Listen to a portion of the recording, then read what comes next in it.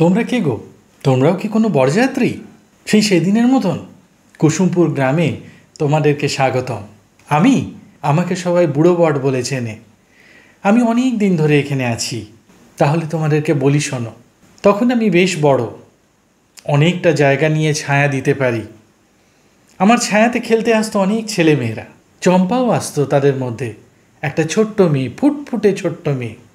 এইখানেই তো খেলতো, এই ছাওয়াটায় এসে বসতো। প্রথম আমি ওকে বুঝতে পারিনি। আমি ভেবেছিলাম স্বাভাবিক ছেলে মেয়েদের মতন। পরে আমি লক্ষ্য করেছিলাম চম্পা কথা বলতে পারে না, চম্পা নিজেকে প্রকাশ করতে পারতো না। সেই জন্যে একা একা কিতকিত খেলতো, একা একা বসে বসে আকাশ দেখতো। কিন্তু ও বলতে চাইতো, কিন্তু কেউ ওর কথা বুঝতো না। তাই ওর কোনো সঙ্গী ছিল না। ওই আমার কাছেই এসে বসতো। সময়ের সাথে সাথে আমি ওর ভাষা বুঝতে শিখেছিলাম। বুঝতে পারতাম ও কত কষ্টের মধ্যে আছে, কারণ ও নিজেকে প্রকাশ করতে পারে না। আর বাইরের মানুষেরা যারা কথা বলতে পারে তারা ওকে বুঝতেই পারে না। সেই জন্য ওর কোনো বন্ধুবান্ধবী ছিল না। এইভাবেই বড় হয়ে উঠছিল মেয়েটা। বিয়ের সময় হলো, অনেকে আসতো দেখতে, কিন্তু কেউ ওকে পছন্দ করতো না, কারণ ও বোবা ছিল। তাই ও কথা বলতে পারতো না, নিজেকে প্রকাশ করতে পারতো না। এখনও মনে আছে আমার, সেদিন সকালে চম্পা এসে এখানে বসেছিল মুখ গোমড়া করে। আমি বলতে চাইছিলাম, কিরে কি হলো তোর? শুনতে পাচ্ছিল না আমার কথা। কিছুক্ষণ পর ওর মা এলো, এসে বোঝাবার চেষ্টা করলো।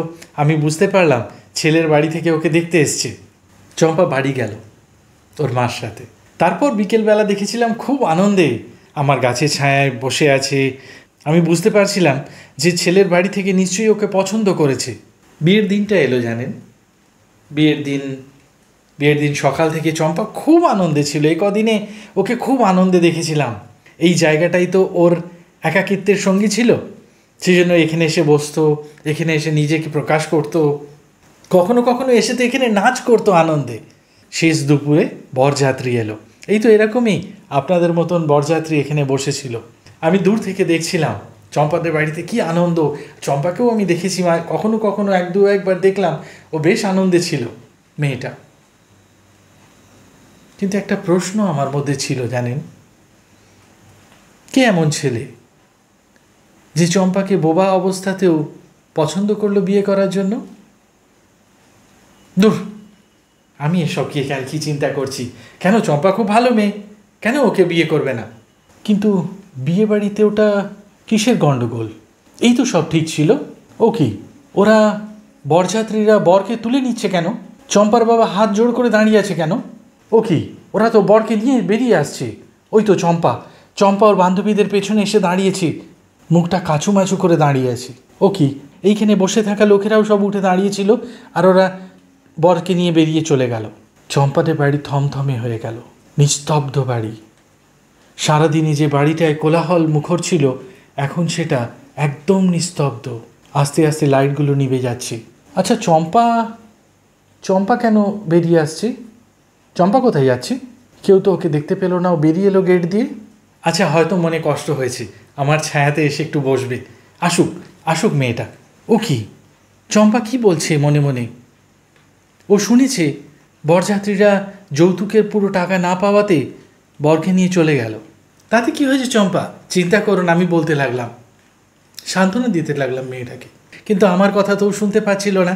ও কি, চম্পা দাঁড়িয়ে আছে কেন? হঠাৎ উঠে দাঁড়ালো কেন? ওরা দৃষ্টি স্থির কেন?